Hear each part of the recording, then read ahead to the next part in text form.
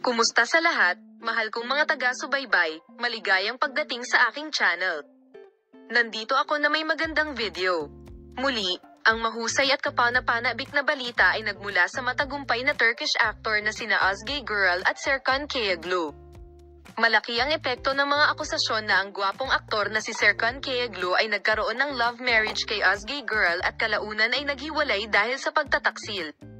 Ang balitang ito ng matagumpay nating mag-asawa ay nagdulot ng matinding kalungkutan sa kanilang mga tagahanga sa social media.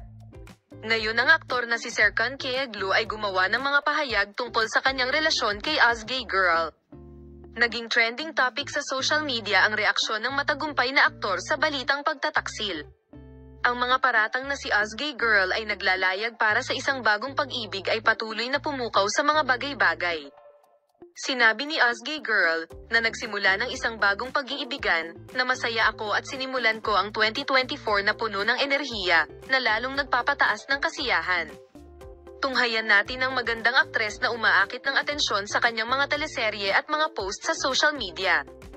Ang isa pang issue ay ang pag-anunsyo ng kanyang bagong kasintahan.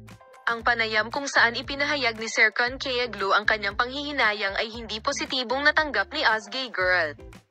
Sinabi ni Özge Gürel na hindi niya tinanggap ang paghingi ng tawad ni Serkan Kayaglu at nagpa siya na ganap na putulin ang relasyon. Napaiyak ang mga tagahanga ni Özge Gürel at Serkan Kayaglu. Patuloy na subaybayan kami para sa mga post at update ng duo sa aming channel, Palem.